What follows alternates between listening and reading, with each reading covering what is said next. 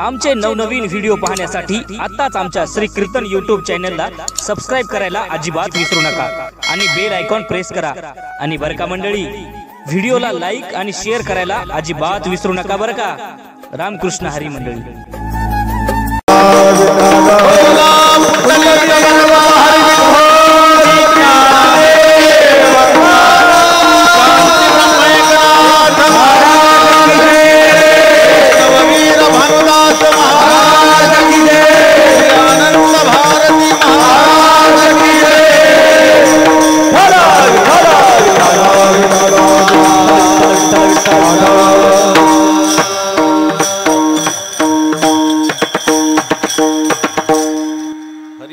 उपाय धरावे संतांचे ते पाय, तेणे साधती साधने तुटती भवाची बंधने।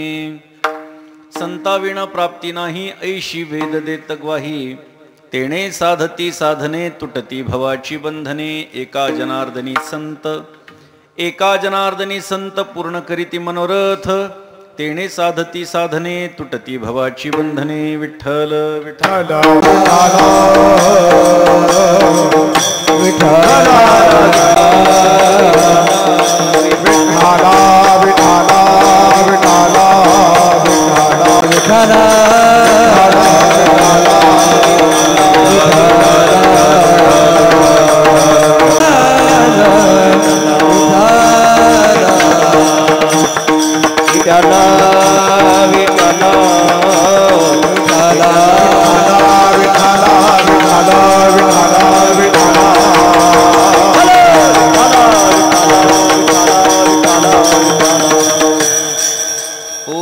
सद्गुरु निर्गुणा पार नाही तव गुणा, बसुनी माझी रसना हरिगुणा वर्णवी। हरिगुण विशाळ पावन वदवी तो कृपा करुण मी मूढमती दीन म्हणून किव भाकी तसे। तुमचा प्रसाद झाली अपूर्ण हरिगुण वर्णिन मी जाण, एका वंदितसे चरण सद्गुरूंचे आदरे स्वये भान जो भानवाराधिला। तयाचे कुळी दीपक दिव्य झाला, हरिभक्ती लागोनी तारी समजता। नमस्कार माझा सद्गुरु एकनाथा, आदिनारायण विध्यत्रिनाथ दत्त जनार्दन श्री एकनाथ। शरण शरण एकनाथ, शरण शरण एकनाथ, पाय माथा ठेविला, पाय माथा ठेविला, पाय माथा ठेविला, पाय माथा ठेविला, पाय माथा ठेविला, पाय माथा ठेविला। शरण शरण एकनाथा, पाय माथा ठेविला, पाय माथा ठेविला, पाय माथा ठेविला। शरण शरण एकनाथा, पाय माथा ठेविला, पाय माथा ठेविला, पाय माथा ठेविला।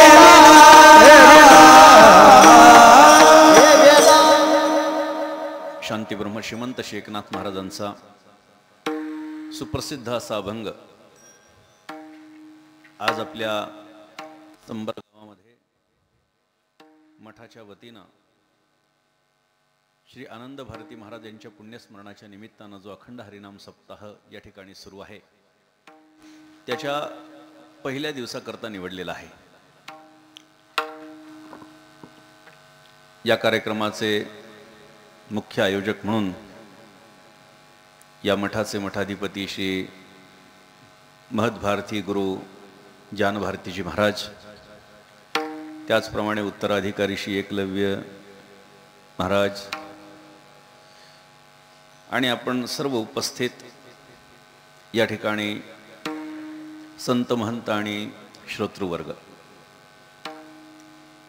खरं तर मला प्रश्न असा पडला होता की अभंग कोणता घ्यावा, कारण पहिला दिवस आहे, पांडुरंगाचं वर्णन होणं अपेक्षित आहे, भगवंताचं वर्णन होणं अपेक्षित आहे, परंतु महात्म्याच्या पुण्यस्मरणाच्या निमित्तानं हा कार्यक्रम आहे, त्यामुळे महात्म्याचंही चिंतन होणं अपेक्षित आहे।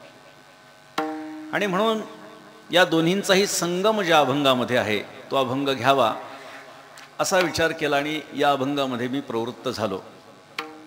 खरं तर आज पहिला दिवस आहे, तरी देखील आपण मोठ्या संख्येने या ठिकाणी उपस्थित आहात। पहिला दिवस आहे, उशिरा सुरुवात झालेली आहे, काही कारणानं येण्यासाठी विलंब झाला, त्याबद्दल मी दिलगिरी या ठिकाणी सर्वप्रथम व्यक्त करतो. आपला मराठवाडा ही संतांची भूमी आहे.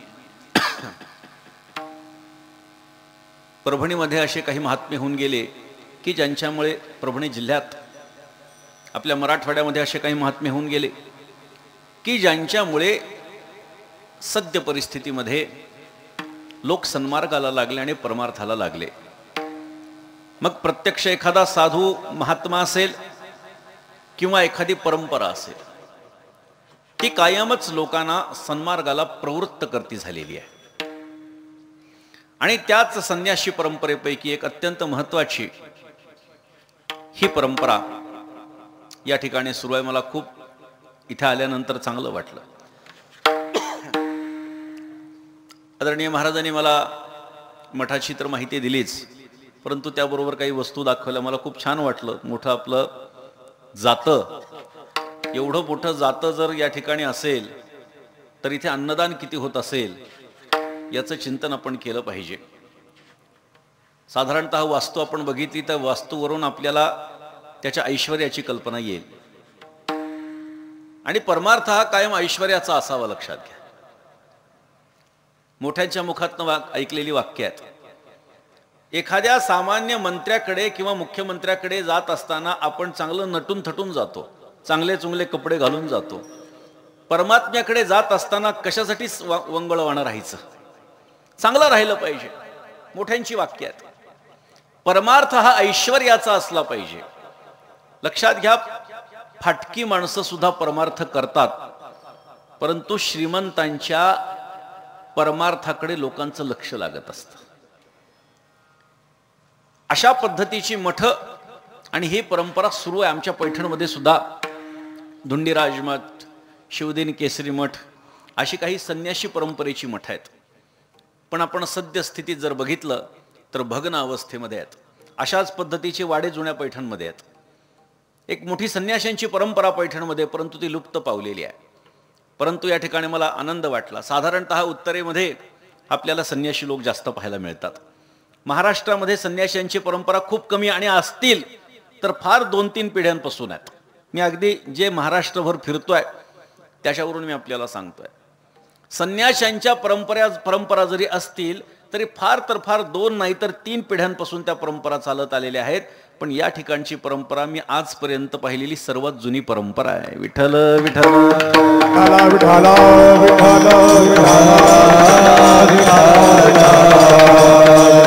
तब्बल 500 वर्ष या परंपरेला झालेले आहेत आणि अखंडितपणे ती सुरू आहे. हे पण महत्वाचं आहे. अखंडितता पण या ठिकाणी आहे, सातत्य या ठिकाणी आहे, आणि समाजाची सेवा सुद्धा या परंपरेच्या माध्यमातून होती आहे. इथे मला थोडीशी वेगळी गोष्ट जाणवली. मी एकलव्य महाराजांना बोललो, म्हणलं आपल्याकडचा झेंडा हा एकेरी आहे. महाराजांना सुद्धा मी बोललो, आणि आमच्याही परंपरेमध्ये एकेरी झेंडा आहे. भगवान दत्तात्रयांचं स्थान आपल्याही इथे आहे. आमचीही गुरु परंपरा भगवान दत्तात्रयांपासून आलेली आहे. आपली परंपरा माहूरहून आलेली आहे. आमची कुलस्वामीने माहूरची रेणुका देवी अर्थात एकविरा देवी नाथ महाराजांनी स्वतः सांगितलेलं आहे.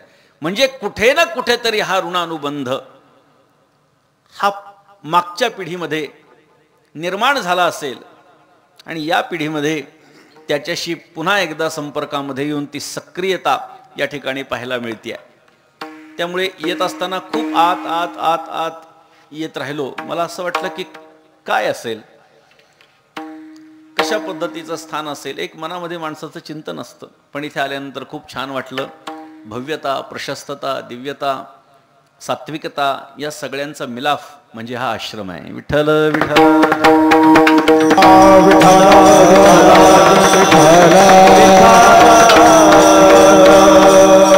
आणि त्यामुळे आज अभंग कोणता निवडावा, तर अभंग सर्वांच्या पाठातला आहे. वारकऱ्यांच्या तर जवळपास सगळ्यांच्या पाठात असतात. नाथ महाराजांचे जे 4-2 अभंग वारकऱ्यांचे पाठ आहेत त्याच्यापैकी हा एक अभंग आहे.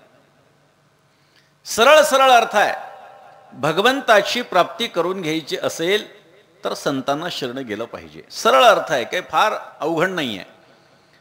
संतांनी सांगितलेला परमार्थ, संतांनी सांगितलेलं तत्वज्ञान, दिलेलं ज्ञान हे अवघड करून सांगण्यापेक्षा ते आणखी सोपं करून सांगता आलं पाहिजे. किंबहुना अवघड करून सांगणं सोपं आहे, पण सोपं करून सांगणं अवघड आहे. विठ्ठल विठ्ठल.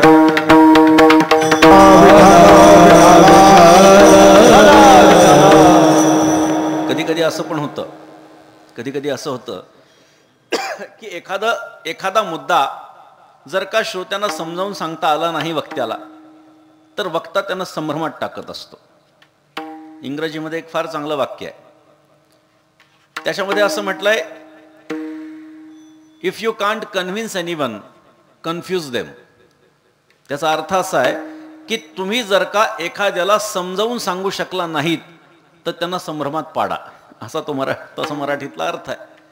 बरीचशी मंडळी असं करतात, अवघड अवघड अवघड अवघड करून सांगतात, लोकांना वाटतं हे आपल्यासाठी नाही, सोडून देतात.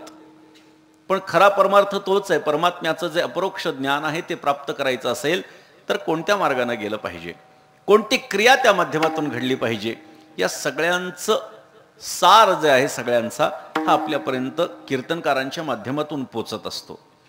हल्ली कीर्तनकार अभंगाच्या व्यतिरिक्त बोलताना आपल्याला दिसतात. प्रश्न असा पडतो की संतांचे अभंग कशासाठी आहेत?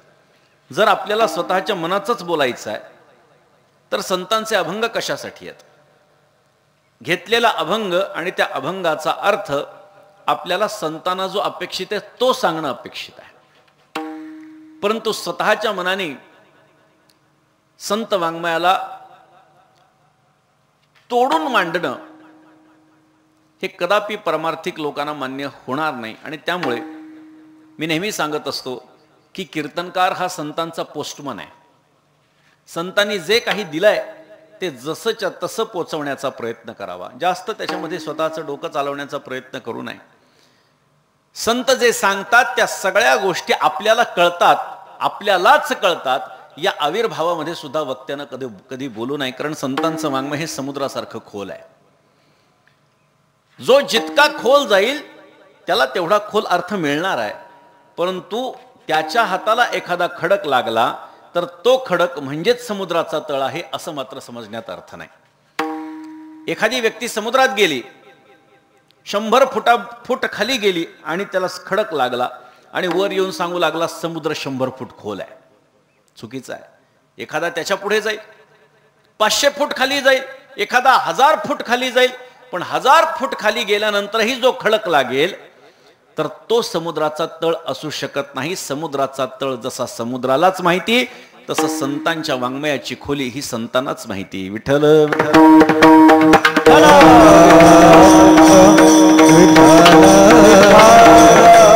आणि त्यामुळे आपण संत जे सांगतात ते सांगण्याचा प्रयत्न करावा. संत सोपं करून सांगतात, आपण आणखी सोपं करून सांगण्याचा प्रयत्न करावा. आणि म्हणून हा सोपा अभंग आहे, काही फार अवघड नाहीये. सरळ सरळ नाथ महाराजांचं वाङ्मय तर शब्दापुढे अर्थ धावे असं आहे.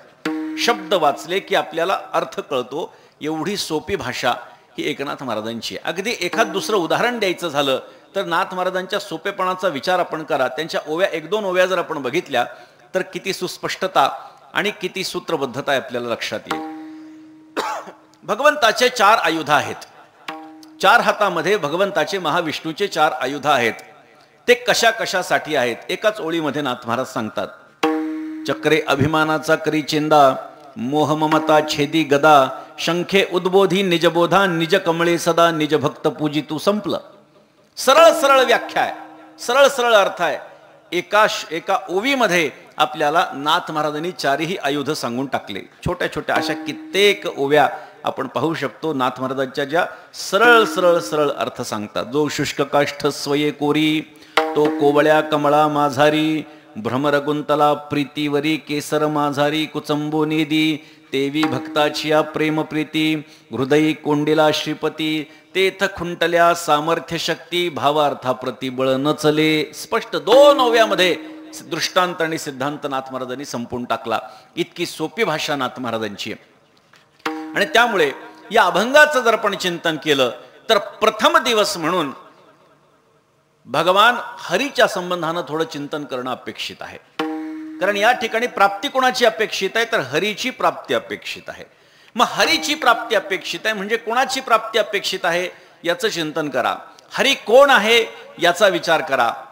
हरी कसा आहे, हरी केवढा आहे, या सगळ्या गोष्टींचं चिंतन केलं तर त्याची प्राप्ती का करायची याचं उत्तर आपल्याला कळेल. हरी कोण आहे?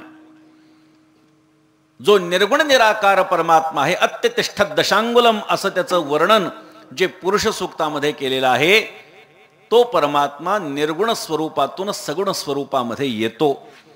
शबल ब्रह्मधारण, शबल ब्रह्मत्व त्याच्या ठिकाणी धारण केल्या जातं आणि त्यापासून प्रकृतीची निर्मिती होते आणि त्या प्रकृती आणि त्या परमात्म्याच्या संयोगातून सृष्टीची निर्मिती होते.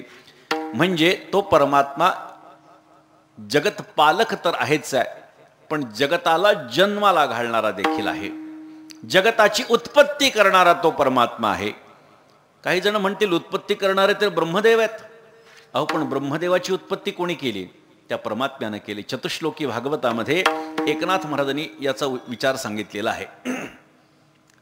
भगवंतांनी सर्वप्रथम स्वतःच्या नाभी कमळातून ब्रह्मदेवाची उत्पत्ती केली आणि ब्रह्मदेवाची उत्पत्ती झाल्याच्या नंतर ब्रह्मदेव दूर दूरपर्यंत पाहू लागले, कोणीच दिसेना.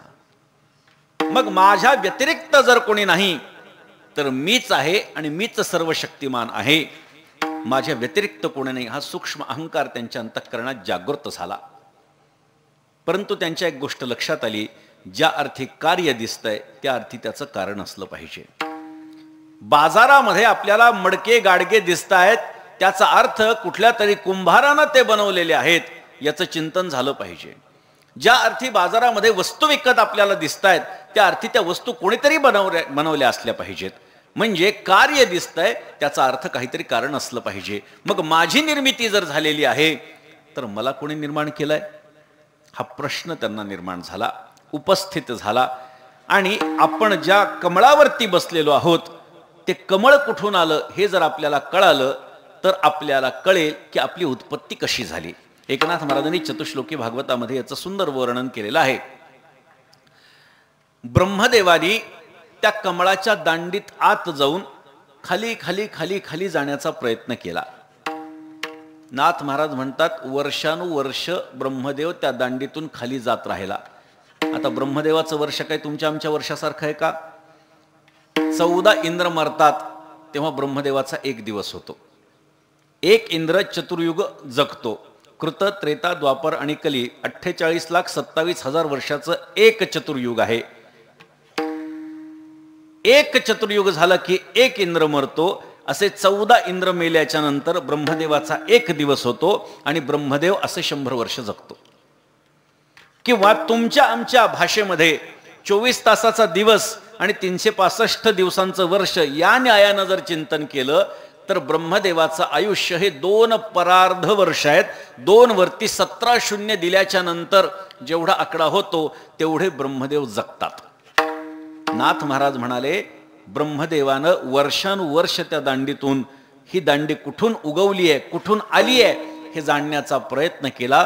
पण थकून भागून ब्रह्मदेव पुन्हा कमळावरती येऊन बसले आणि त्यांच्या लक्षात आलं की ज्या अर्थी मला माझं मूळ सापडत नाही त्या अर्थी माझ्यापेक्षा कोणीतरी सर्व शक्तिमान आहे. मग तो जर मला निर्माण करू शकतो तर मला निर्माण करण्याचं काहीतरी त्याच्या मनामध्ये अंतःकरणात प्रयोजन असेल. मग जो कोणी माझा निर्माता आहे त्यांनी मला सांगावं की मी काय करणं अपेक्षित आहे. असा प्रश्न जेव्हा ब्रह्मदेवानं केला, सार्वत्रिक प्रश्न केला, कारण कोणाला प्रश्न विचारायचा हेच माहिती नव्हतं.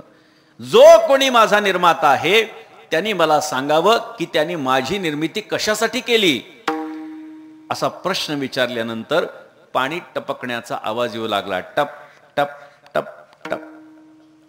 ब्रह्मदेवानं जाणलं की माझी निर्मिती ही तप करण्यासाठी आहे.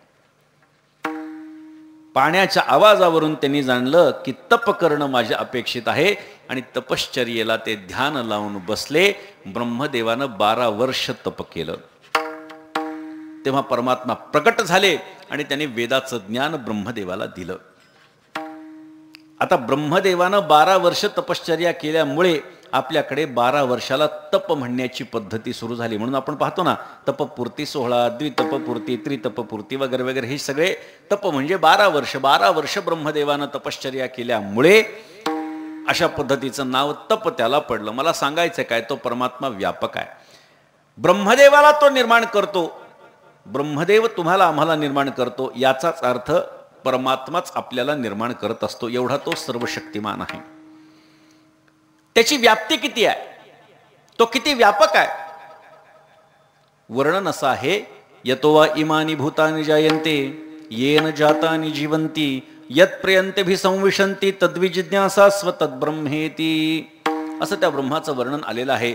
म्हणजे सामान्य भाषेमध्ये बोलायचं झालं, विठ्ठल जळी स्थळी भरला, रिता ठाव नाही उरला, आज म्या दृष्टीने पाहिला विठ्ठलची विठ्ठल. अशा पद्धतीची अपेक्षा आहे. तो परमात्मा एवढा व्यापक आहे आणि अनेक प्रमाणात त्या संबंधानं देता येतील. जे जे दृष्टी दिसे ते ते हरिरूप, येथोनी पाहे तेथ बरी, येथोनी पाहे तेथ बरी, येथोनी पाहे तेथ बरी, येथोनी पाहे तेथ बरी, येथोनी पाहे तेथ बरी, येथोनी पाहे तेथ बरी, येथोनी पाहे तेथ बरी, येथोनी पाहे तेथ बरी.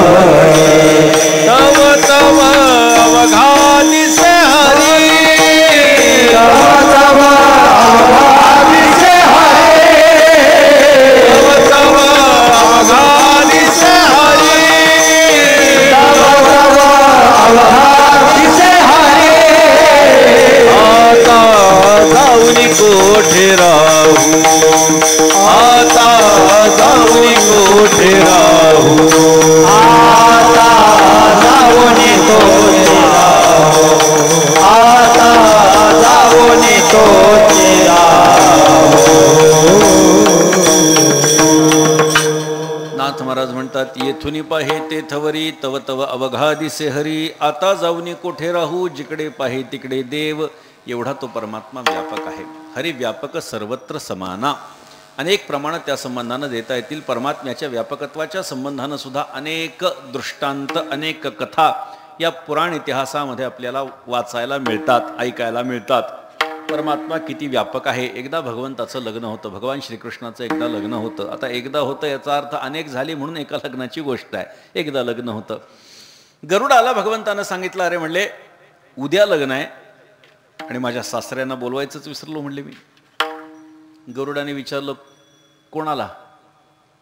पहिल्या सासऱ्याला, म्हणजे समुद्राला. कारण लक्ष्मी ही परमात्म्याची पहिली बायको आहे, पहिली पत्नी आहे लक्ष्मी माता.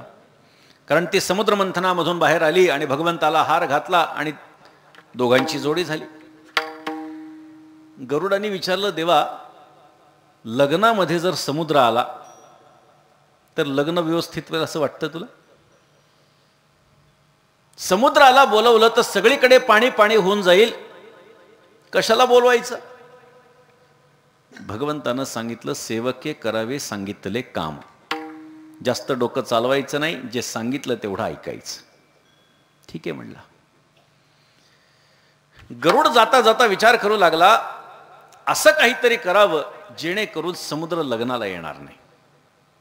त्याचं कारण असं आहे, त्याच्या मनामध्ये ही भावना की समुद्र जर लग्नाला आला तर त्याच्याबरोबर सगळी ते समुद्रातली सगळी प्राणी त्या ठिकाणी येणार, इथे वऱ्हाडी असतील, त्यांना त्रास होणार. त्यापेक्षा ते नाही आले पाहिजेत, असं काहीतरी केलं पाहिजे. म्हणून आपल्याला एखादं चांगलं कार्य होत असताना जर कोणीतरी त्याच्यामध्ये आडकाठी करत असेल तर त्याला झारीतले शुक्राचार्य म्हणण्याची पद्धत आहे. ते कशामुळे तर ते आपल्याला सर्वांना माहिती आहे, बलिराजाचा जेव्हा यज्ञ चालू होता तेव्हा भगवान वामन बटूच्या रूपामध्ये आले आणि त्यांनी सांगितलं, मला 3 पावलं जमीन पाहिजे. त्यांनी सांगितलं, देतो. हातामध्ये पाणी घेऊ लागले, तेवढ्यात शुक्राचार्याने हात ओढला आणि सांगितलं, याला देऊ नको काही.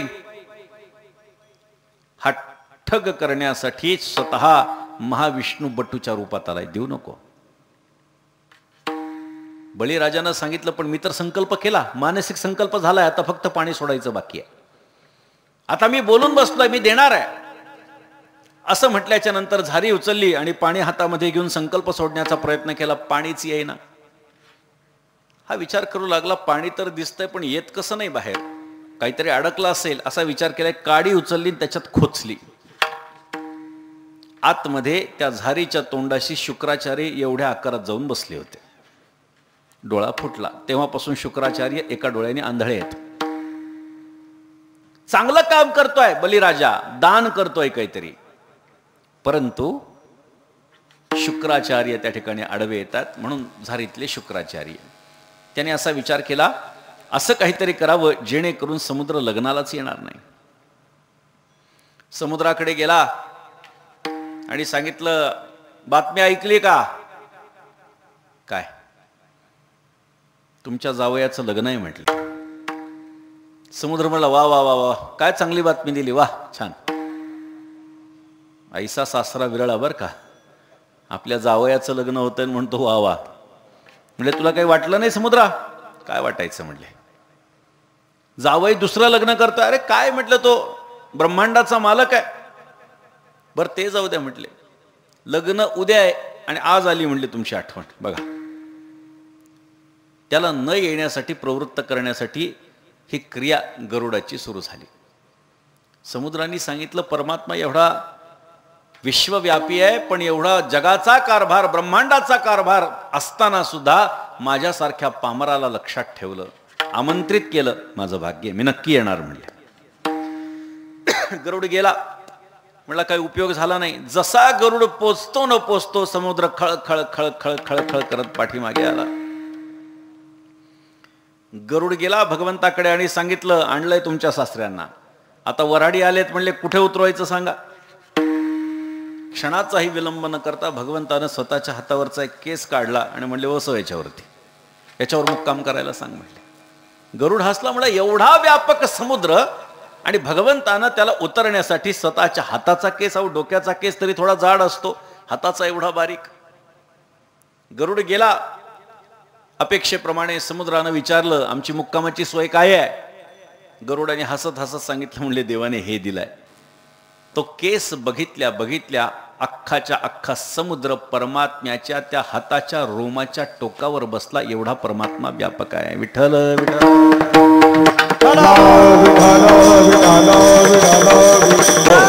ब्रह्मांडे एके रोमे ऐसे धेंगे, एके रोमे ऐसे धेंगे, एके रोमे ऐसे धेंगे.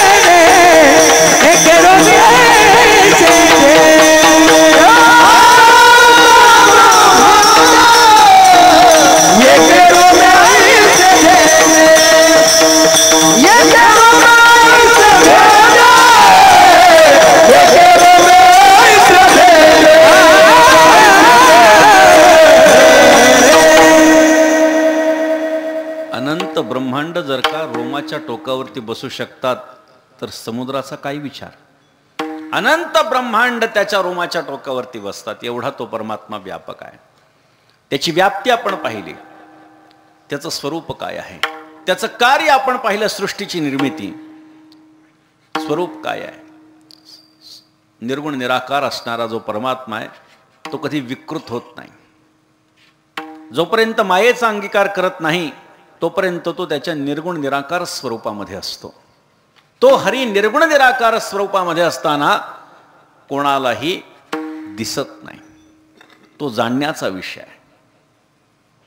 तो फक्त जाणवतो. आनंद अद्वय नित्य निरामय जे का निजध्येय योगियांचे, किंवा आनंद अद्वय नित्य निरामय सावळा भासत आहे मजलागी.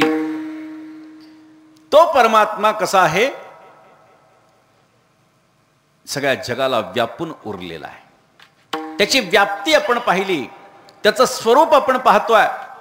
तो परमात्मा दोन स्वरूपामध्ये उपस्थित आहे, उपलब्ध आहे. खरं तर अनेक प्रकार त्याचे करता येतील, पण मुख्यतः त्याचं सगुण रूप आहे आणि निर्गुण रूप असे दोन रूप त्याचे केलेली आहेत. निर्गुण निराकार, सगुण साकार आणि सगुण निराकार असे तीन महत्वाचे रूप त्याचे सांगितलेले आहेत. निर्गुण निराकार म्हणजे काय? निर्गुण निराकार नाही ज्या आकार, ज्याला कशाचाच आकार नाही तो निर्गुण निराकार आहे. तो दिसत नाही, तो जाणण्याचा विषय आहे. योगी काय करतात? तपश्चर्या करण्याच्यासाठी कडे कपाटामध्ये जातात, हिमालयामध्ये जातात, विशिष्ट प्रकारे आसन लावतात, मग पद्मासनासारखी काही आसनं लावतात आणि ध्यान धारणा समाधी हे अष्टांग योग साधून त्या समाधीपर्यंत ते पोचतात आणि एवढे कष्ट करून तो परमात्मा त्यांच्या कुंडलिनीमध्ये त्याची जागृती होते. असा जो परमात्मा आहे, ज्ञानोबारायांनी सांगितलं तुम्हाला एवढे सगळे कष्ट करावे लागतात, तुम्हाला एवढे सगळे कष्ट करावे लागतात, आम्हाला एवढे कष्ट करण्याची गरज नाही. योगी या मुनी जनाधानी, योगी या मुनी जनाधानी, योगी या मुनी जनाधानी, योगी या मुनी जनाधानी, योगी या मुनी जनाधानी, योगी या मुनी जनाधानी, योगी या मुनी जनाधानी, योगी या मुनी जनाधानी. ते सुख आसनी शयनी, ते सुख आसनी शयनी, हरि सुख पावले रे, हरि सुख पावले रे. ते सुख आसनी शयनी, ते सुख आसनी शयनी, हरि सुख पावले रे, हरि सुख पावले रे.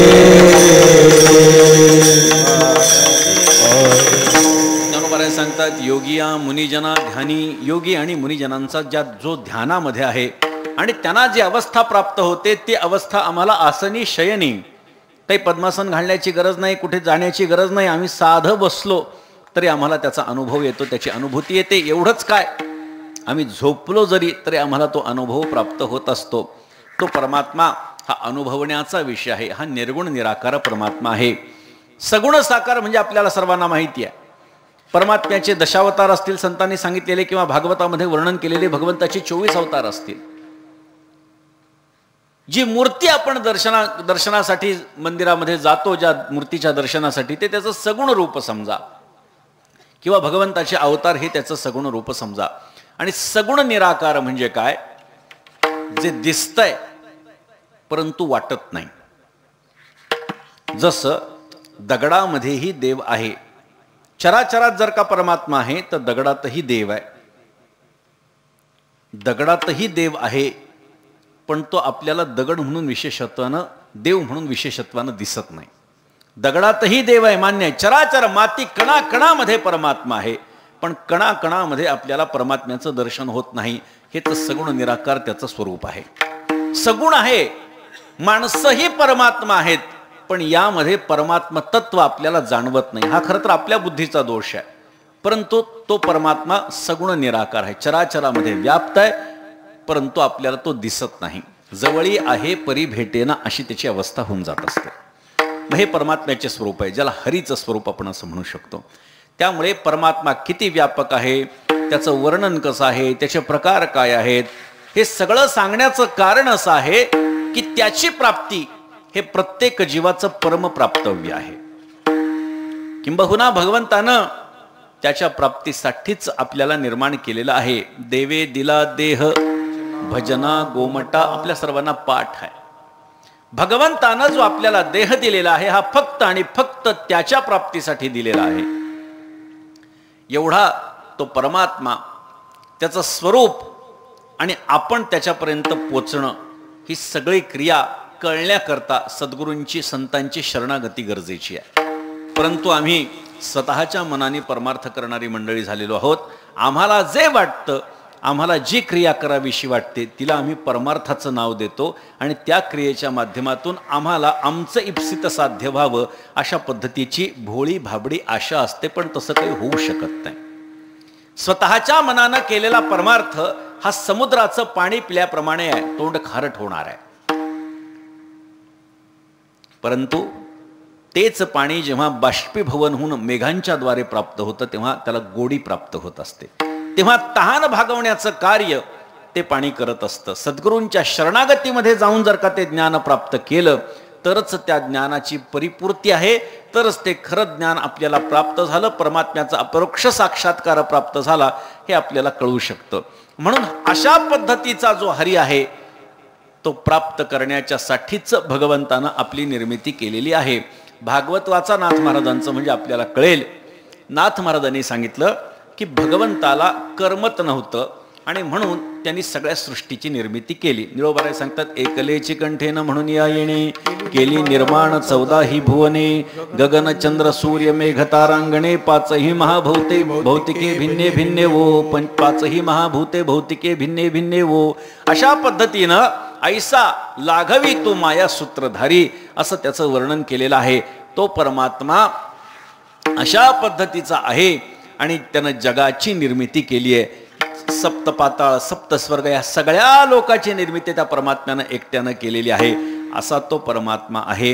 आणि त्यांनी सृष्टीची निर्मिती करत असताना सर्वप्रथम तर जलचर निर्माण केली, त्यानंतर उभयचर निर्माण केली, मग भूचर निर्माण केली, मग खेचर निर्माण केली. असे एक एक एक एक प्राणी बघा, ज्याला आपण इंग्रजीमध्ये रिव्होल्युशन असं म्हणतो, किंवा मराठी भाषेमध्ये जर आपण बघितलं तर ज्याला आपण अवताराची परंपरा जी आपली बघितली तर ही अवतार परंपरा सुद्धा पुढे पुढे पुढे पुढे जाणारी आहे, म्हणजे प्रगतीकडे जाणारी आहे. डार्विनचा सिद्धांत आपण ऐकला असेल, शाळेमध्ये आपल्याला शिकवलं. डार्विन काय सांगतो की माणसाची निर्मिती ही माकडापासून झालेली आहे असं डार्विन म्हणतो. आपलं शास्त्र याला संमती देत नाही. माकडापासून मनुष्याची निर्मिती झालेली नाही. तर हे सगळे टप्पे आहेत. अवताराची परंपरा आपण बघा, आधी मत्स्यावतार आहे पाण्यामधला, मग कूर्म अवतार आहे पाण्यामध्ये सुद्धा आणि जमिनीवर सुद्धा, मग वराह अवतार आहे फक्त जमिनीवर चतुष्पद.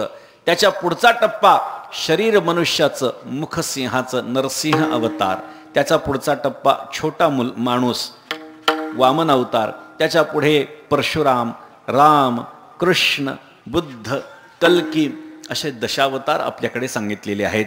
त्यामुळे टप्प्याटप्प्यानं हे सगळं वाढत गेलेलं आहे. माकडापासून माणसाची निर्मिती झाली असं मात्र कुठेही आपल्या शास्त्रामध्ये, धर्मशास्त्रामध्ये, पुराण इतिहासामध्ये सांगितलेलं नाही. पण काही माणसांकडे बघितल्यानंतर डार्विनचा सिद्धांत खरा वाटायला लागतो. असं वाटतं हां, माकडापासून निर्मिती झाली, हे बरोबर बोलतोय डार्विन. पण आमचं धर्मशास्त्र मात्र त्याला संमती देत नाही. आमचं धर्मशास्त्र अशा पद्धतीनं सांगतं. म्हणून परमात्म्यानं सगळ्या सृष्टीची निर्मिती केली आणि सृष्टीकडे बघितलं, त्याला समाधानच वाटेना. मग त्यांनी असा देह निर्माण करण्याचा विचार केला की जो फक्त आणि फक्त माझ्या प्राप्तीचा विचार करेल, माझ्या प्राप्तीशिवाय जो दुसरं काहीच करणार नाही. अशा पद्धतीचा देह तयार केला, तो मनुष्याचा देह तयार केला. पण नाथ महाराजांनी पुढेच खंत व्यक्त करून दाखवली की मनुष्याचा देह भगवंतानं निर्माण केला, पण तो मनुष्यच देवाला नाकारू लागला. माणूस कृतघ्न निघाली. माणसानं कायम कृतज्ञता बाळगावी. ज्यांनी आपल्यावरती उपकार केले, ज्यांनी आपल्यावरती कृपा केलेली आहे, त्यांच्या संबंधानं कधीही कृतज्ञतेची भावना, त्यांना फसवण्याची भावना अंतःकरणामध्ये नसावी. तर ज्यांनी आपल्यावरती उपकार केलेत, कृपा केली, त्या कृपेची, उपकाराची परतफेड आपण कृपेनंच केली पाहिजे, अवकृपेनं करता कामा नये. कारण जो कृतघ्न असतो त्याचं मांस ब्रह्मराक्षसही खात नाही असं आपल्याला शास्त्र सांगतं. त्यामुळे माणूस काय करू लागला, देवाला नाकारू लागला. पण नाथ महाराजांनी तो विषय सोडून दिला, कारण त्यांना परमात्म्याचं पुढचं वर्णन करायचं होतं. नाथ महाराजांनी खंत मात्र जाता जाता व्यक्त केली की ज्यानं निर्माण केलं त्यालाच तो नाही म्हणू लागला, अशी परिस्थिती निर्माण झाली. आता भगवंतानं मनुष्याची निर्मिती केली आणि आपण जर बघितलं तर या देहामध्ये आपल्याला परमात्म्याची प्राप्ती होऊ शकते. पण गंमत अशी आहे, परमात्म्याची प्राप्ती या देहामध्ये होऊ शकते हे आपल्याला वारंवार कीर्तनाच्या माध्यमातून, कथा आदींच्या माध्यमातून आपल्याला कळत असलं तरी आपण त्याच्याकडे प्रवृत्त होत नाहीत. त्या परमात्म्याची प्राप्ती आम्हाला व्हावी असं किती जणांना वाटतं माहिती नाही. अपेक्षित असं आहे की बरं हे कोणाला वाटतं? जो साधक आहे त्यालाच हे वाटतं की मला परमात्म्याची प्राप्ती व्हावी. काय मी उद्धार पावेन, काय कृपा करील नारायण, पैसे तुम्ही सांगा संतजन, करा समाधान चित्त माझे, काय हे खंडईल कर्म, पारुषतील धर्माधर्म कासे अनेक वगैरे वगैरे ह्या सगळ्या गोष्टी तुकोबारायांनी सांगितल्या. त्याची अवस्था सांगितली त्या साधकाची. त्या साधकाची अपेक्षा आहे की परमात्म्याची प्राप्ती व्हावी. परंतु जीवनात आलेला प्रत्येक मनुष्य हा साधक राहिलेला नाहीये. साधकाप्रमाणे त्यानं आचरण जीवनभर करावं, पण तो साधक राहिलेला नाहीये. तो स्वार्थी झालेला आहे. फक्त स्वतःचा विचार करायचा, जगताचा विचार होत नाही, परमात्म्याचा विचार तर दूरच आहे.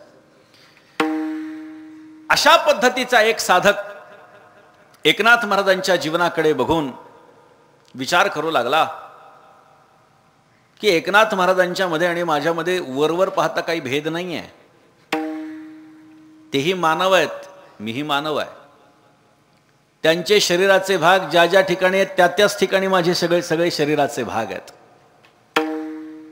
परंतु त्यांच्या जीवनामध्ये एवढा आनंद, सुख, समाधान, शांती आणि माझ्या जीवनामध्ये एवढं दुःख, दारिद्र्य, त्रास, कष्ट कशामुळे? विचारामध्ये प्रवृत्त झाला. साधक होता, लक्षात घ्या. आणि विचार केला, नाथ महाराजांना कदाचित हरीची प्राप्ती झाली असावी, कारण हरीची प्राप्ती झाल्यानंतरच कृतकृत्यतेची अनुभूती येत असते. सुखदुःखे समे कृत्वा लाभाला भौ जया जयौ, सुखदुःख समान सकळ जीवांचा कृपाळ, ज्ञानाचा उद्बोध, भक्ती प्रेमाचा कल्लोळ. ही अवस्था कधी प्राप्त होते? तर भगवत प्राप्ती झाल्यानंतर, हरीची प्राप्ती झाल्यानंतर. मग जर एकनाथ महाराजांना हरीची प्राप्ती झाली असेल तर आपल्यालाही ती व्हावी असं त्याच्या मनामध्ये एक विचार निर्माण झाला आणि एकनाथ महाराजांच्याकडे तो आला. मनामध्ये विचार की एकनाथ महाराजांना हरीची प्राप्ती झाली आहे, पण सांगू का? नीट ऐका. एकनाथ महाराजांना हरीची प्राप्ती झाली नाही. मी काय बोलतोय? एकनाथ महाराजांना हरीची प्राप्ती झाली नाही. काही लोक पत्रिका असतील तर एकदा पुन्हा बघतील, हे एकनाथ महाराजांचेच वंशज आहेत ना. आपल्या पूर्वजांना म्हणतायत हरीची प्राप्ती झाली नाही. मी अजून सुद्धा माझ्या मुद्द्यावरती ठाम आहे. एकनाथ महाराजांना हरीची प्राप्ती झाली नाही. मग हरीला एकनाथ महाराजांची प्राप्ती झाली. विठ्ठल विठ्ठल.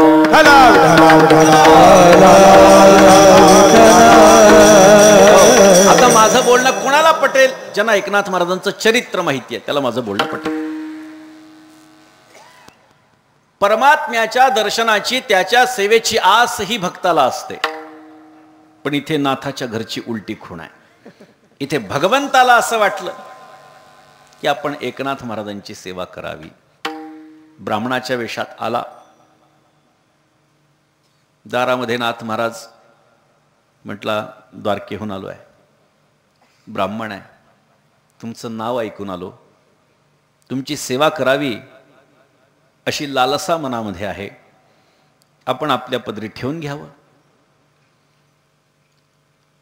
एकनाथ महाराज म्हटले, मला सेवकाची गरज नाही.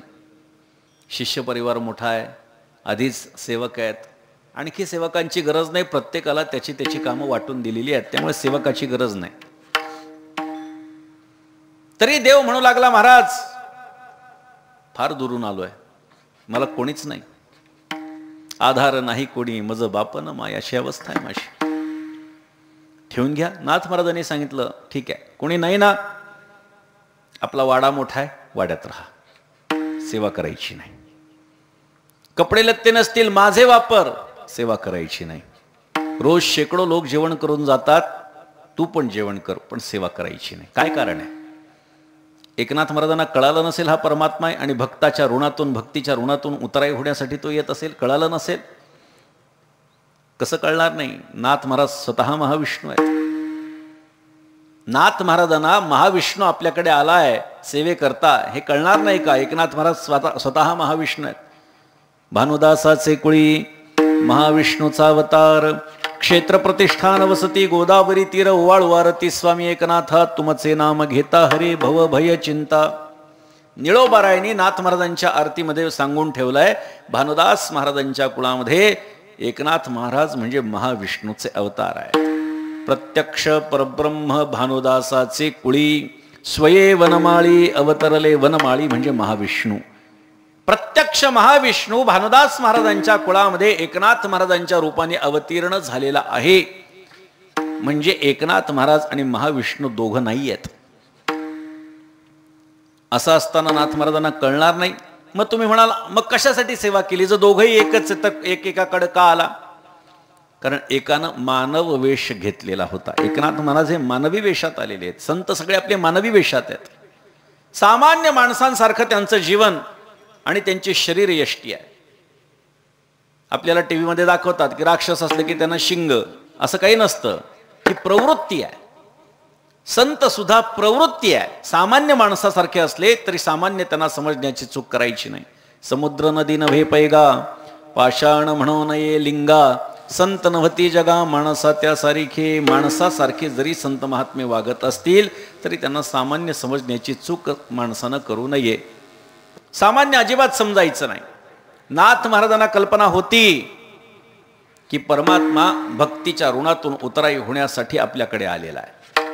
पण नाथ महाराजांनी सांगितलं नाही नाही गरज नाही. पण देव ऐकायला तयार आहे. दोघंही अडून बसले. शेवटी एकनाथ महाराजांनी विचार केला याला इथून काढून देणंच इष्ट आहे.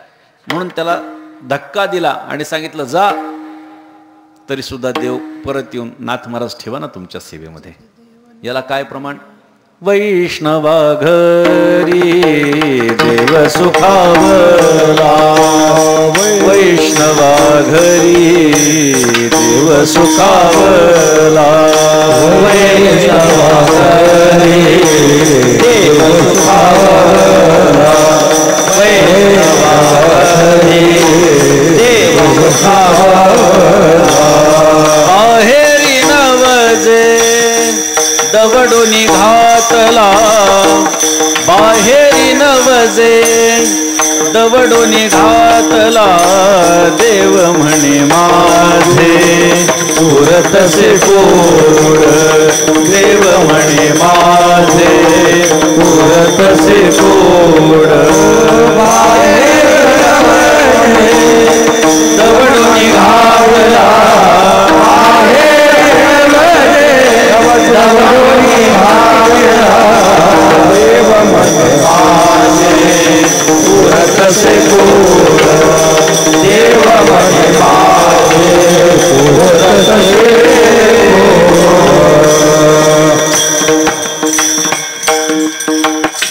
वैष्णवा घरी देव सुखावला, बाहेरी नवजे दवडोनी घातला. ढकलून देण्याचा प्रयत्न केला तरी जात नाही आणि पुन्हा पुन्हा येतो. देव म्हणे माझे पुरतसे कोड, संगती या गोड वैष्णवांची, तुमच्यासारख्या गोड वैष्णवांची संगती मला प्राप्त होते. मला दुसरं काही नको, तुमच्या सेवेत ठेवून घ्या. कोणाला कोणाची प्राप्ती झाली? एकनाथ महाराजांना देवाची का देवाला एकनाथ महाराजांची? तर देवाला एकनाथ महाराजांची प्राप्ती झाली. आल्यावर काय केलं आपल्याला सर्वांना माहिती आहे. कावडीने पाणी ज्या घरी चक्र पाणी वाहे, चक्र पाणी वाहे, अनन्य भक्ती भावे निरावंदित्याचे भावे, अनन्य भक्ती भावे निरावंदित्याचे भावे. कावडीने पाणी ज्या घरी चक्र पाणी वाहे, चक्र पाणी वाहे, अनन्य भक्ती भावे निरावंदित्याचे भावे, अनन्य भक्ती भावे निरावंदित्याचे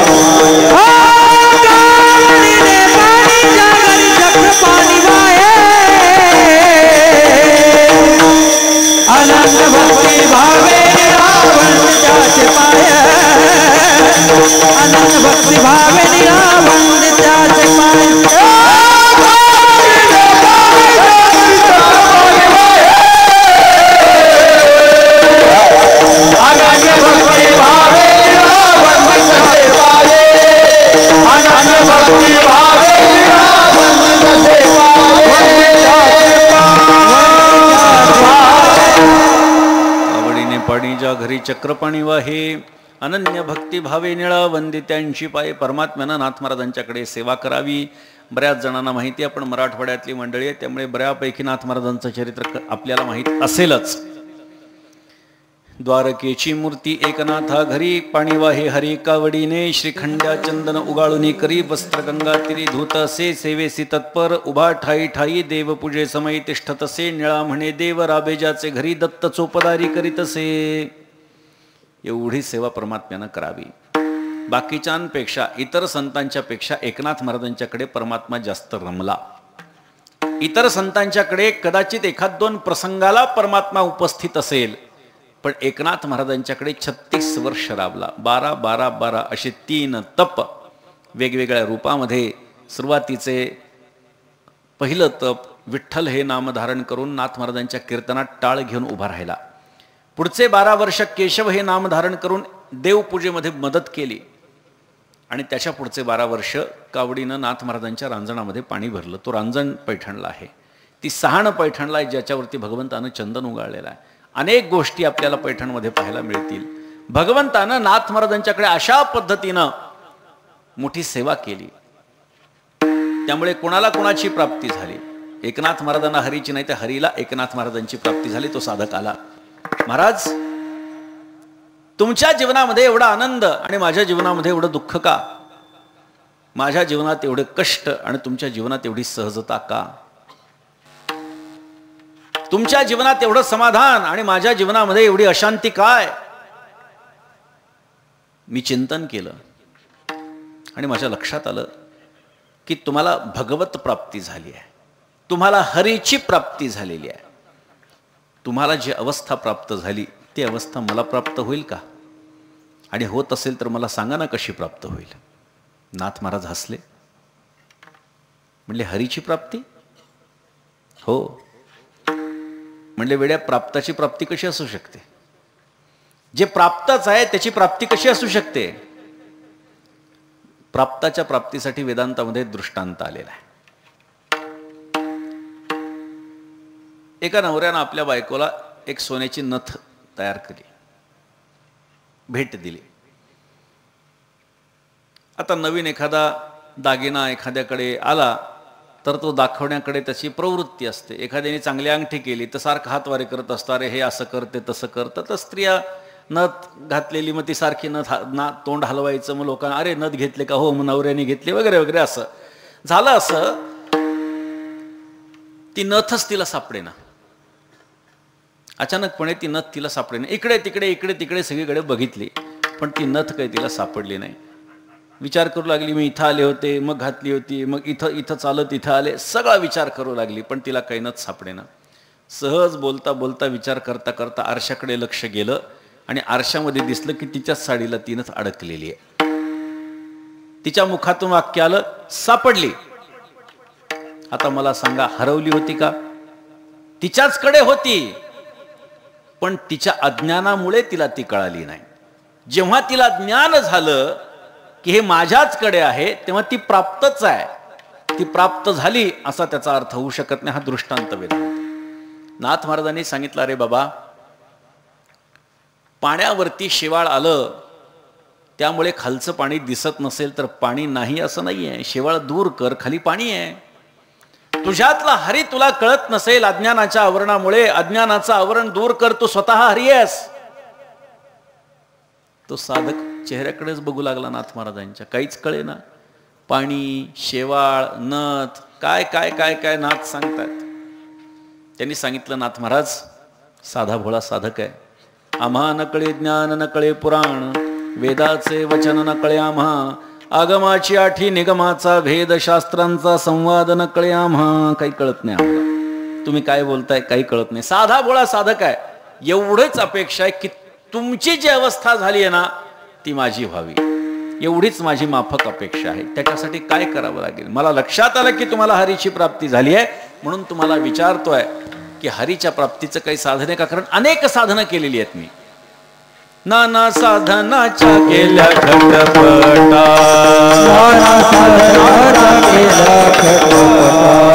परित्यान पवती याच्या दार म्हणता, परित्यान पवे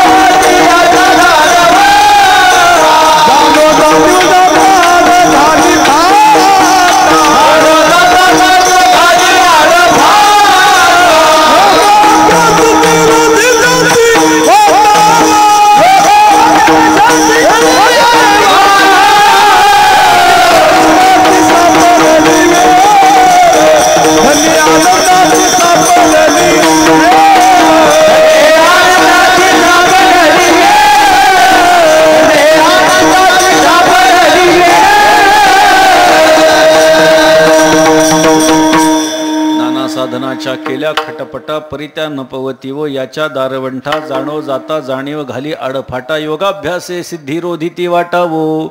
अशी अवस्था झाली. खूप प्रयत्न करून बघितले पण काही कळालं नाही. तेव्हा तो उपायाकडे येत असतो. या डॉक्टरचं औषध घेतलं, त्या डॉक्टरचं औषध घेतलं, या हॉस्पिटलमध्ये गेलो, त्या हॉस्पिटलमध्ये गेलो, गुण नाही आला. पण एकानं सांगितलं की अमुक एका वैदूकडे जा, तो जो उपाय सांगेल तो कर, बरं होईल. अनेक ठिकाणी फिरून अनेक क्रिया करून थकलेली व्यक्ती शेवटी उपायाकडे येत असते. खूप काही केलं म्हणले महाराज, पण त्या हरीची प्राप्ती मला काही आजपर्यंत झाली नाही. त्या हरीची प्राप्ती व्हावी याच्यासाठी मला काहीतरी उपाय सांगा. महाराजांनी सांगितला अभंगाच्या पहिल्या चरणात, हरी प्राप्तीसी उपाय, हरी प्राप्तीसी उपाय, हरी प्राप्तीसी उपाय, हरी प्राप्तीसी उपाय,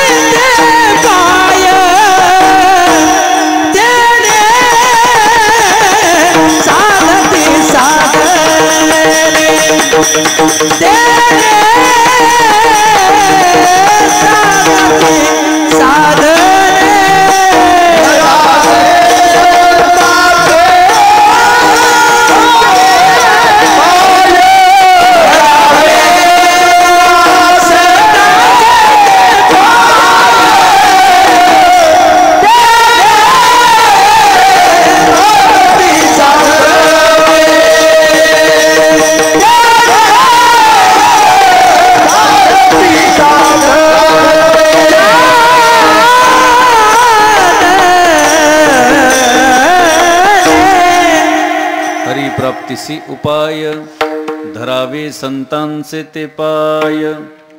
हरीची प्राप्ती तुला करून घ्यायची असेल तर माझ्याकडे एक उपाय आहे, संतांचे पाय धर. कधी कधी शब्दार्थ आणि कधी कधी वाच्यार्थ, लक्षार्थ वाच्यार्थ असं आपण म्हणू शकतो व्याकरणाच्या भाषेमध्ये. वाच्यार्थ म्हणजे जो शब्द ऐकला त्याचा जसाच्या तसा अर्थ घेणे, आणि लक्षार्थ म्हणजे वरवर पाहता जरी त्याचा अर्थ वेगळा वाटला तरी त्याच्यात अनुस्यूत असलेला अर्थ मात्र वेगळा असतो, भिन्न असतो. धरावे संतांचे ते पाय, वाच्यार्थानं असा अर्थ होतो की संत दिसले की त्यांचे पाय पकडून ठेवायचे वाच्यार्थानं. आणि लक्षार्थानं अर्थ काय? तनु मनो जीवे चरणासी लागावे, अगरवता करावे दास्य सकळ. तन मन धनानं सद्गुरूंच्या संतांच्या महात्म्यांच्या शरणागतीमध्ये जायचं, हा लक्षार्थ आहे. दोन्ही पण घेऊ शकतो. संतांच्या बाबतीमध्ये दोन्हीही केलं तरी चालतं. काय म्हणतं लक्षात घ्या. तनु मनो जीवे चरणासी लागावे असं केलं तरी चालतं, आणि पाय पकडून ठेवले तरी चालतं. आपल्याला भागवतामध्ये गजेंद्र मोक्षाची कथा आपण ऐकली असेल. हत्ती म्हणजे गजेंद्र आपल्या साथीदारांसह जल क्रीडा करण्याकरता एका सरोवरामध्ये आला. त्या सरोवरामध्ये एक नक्र राहत होता, म्हणजे मगर. आपल्या साथीदारांना घेऊन आलेल्या त्या गजेंद्रानं त्या नक्राची काही परवानगी घेतली नाही, कारण ते स्थान त्या नक्राचं होतं. आला, बरीच जण अंगावरती पाणी घ्यायचे, काही बाहेर जायचे, काही माती अंगावरती घ्यायचे, पुन्हा आतमध्ये यायचे, पाणी गढूळ करून टाकलं. आता काय करायचं? पाणी गढूळ झालं. नक्र विचार करू लागला, एकतर हे सरोवर माझं आहे, मला न विचारता हा गजेंद्र आला ते आला, आपल्या साथीदारांना आणलं ते आणलं, माझं पाणी गढूळ करतो ते करतो, अद्दल घडवली पाहिजे, जाब विचारायला जाऊ. म्हणून तो नक्र जेव्हा गजेंद्राकडे आला, कळत न कळत त्याचा पाय त्या नक्राच्या अंगावर पडला आणि चवताळून त्या नक्रानं गजेंद्राला कडकडीत असा चावा घेतला त्याच्या पायाला. पण हत्ती जेव्हा मत्त अवस्थेमध्ये असतो त्यावेळी त्याला काही सुदबुद नसते. मत्त अवस्थेत तो का असतो, त्याच्या गंडस्थळातून तो द्रव का येतो, नाथ महाराजांनी भावार्थ रामायणामध्ये सांगितलेला आहे. प्रभू रामचंद्राचा त्याला प्राप्त झालेला तो शाप आहे, अशा पद्धतीचा विचार हा भावार्थ रामायणामध्ये आलेला आहे. त्या काळामध्ये त्याला काय चाललंय काही कळत नसतं. पण जेव्हा त्या नक्रानं चावा घेतला, बाकीचे धावून आले, आपला नेता आहे वाचवलं पाहिजे, प्रयत्न केला, सुटेना. प्रत्येकजण विचार करू लागला, आता याच्याबरोबर थांबण्यात काही अर्थ नाही. चला म्हणले, आता याच्याबरोबर थांबलं तर आपलं काही सौख्य नाही, आपल्याला काही समाधान नाही. गजेंद्र तो पशु आपते मोकलीला आपतानं त्याग केला. आश्चर्य वाटलं गजेंद्राला. असं वाटलं की मी यांना लहानाचं मोठं केलं, यांची पात्रता नसताना यांना मोठ्या पदावरती बसवलं आणि मला आज गरज पडली, मला सोडून चाललंय. ठीक आहे, मी एकटा लढणार. लढाई सुरू झाली. लढाई म्हणजे काय, गजेंद्र पाय सोडून घेण्याचा प्रयत्न करतोय, नक्र सोडायला तयार नाही. आता नक्र पाहिला तर गजेंद्राच्या मानाने छोटा, पण पाणी हे स्थान त्या नक्राचं असल्यामुळे शक्ती बळ हे त्या नक्राचं जास्त ठरू लागलं. कारण प्रत्येकाचं आपल्या आपल्या भागामध्ये वजन असतं, आहे की नाही. ते स्थान महात्म्य ज्याला म्हणतो की या भागात आम्ही, त्या भागात तुम्ही, कुत्र्याच्याही गल्ल्या ठरलेल्या असतात. इथून इथपर्यंत माझी, तिथून पुढची तुझी. मग एखादा चांगला कुत्रा जरी तिथून जात असला तरी छोटंसं कुत्र्याचं पिल्लू सुद्धा त्याला पिटाळून लावतो त्या मोठ्याला, का माझ्या भागातून चाललाय. भागाचं महत्व आहे, स्थान महात्म्य आहे. नक्राची शक्ती जास्त ठरू लागली. भागवतामध्ये असं वर्णन आहे की त्या दोघांचं युद्ध म्हणजे लढाई म्हणजेच सोडवा सोडवी न सोडणं 1000 वर्ष चाललं. शेवटी गजेंद्राच्या लक्षात आलं शक्य नाही आपल्याला आता याच्या पुढे लढणं याच्याशी. भागवतामध्ये असं पण वर्णन आहे की त्या नक्राचं ते स्थान असल्यामुळे नक्राचं बळ जास्त ठरलं. तोच नक्र जर का पाण्याच्या बाहेर आला असता तर कुत्र्यानं त्याला फाडून टाकलं असतं, भागवतकारांनी वर्णन केलेलं आहे. पण ते स्थान, त्या स्थान महात्म्यामुळे त्याचं बळ जास्त ठरू लागलं. गजेंद्रानं विचार केला, बास आता मी लढू शकत नाही. समोर एक कमळाचं फूल उगवलेलं होतं सरोवरामध्ये, आपल्या सोंडेमध्ये घेतलं आणि परमात्म्याकडे फेकलं. भावना हीच की आता मला या संकटातून परमात्म्याशिवाय कोणीही सोडवू शकत नाही. सोंतसरस्रुबलेन गृहीत आर्तो दृष्ट्वा गुरुत्पतिंख उपात्त चक्रम उत्क्षिप्य सांबुजकरम गिरमाह कृच्छ्रात नारायणाखिल गुरु भगवन नमस्ते. परमात्म्याकडे ते कमळ फेकलं आणि परमात्मा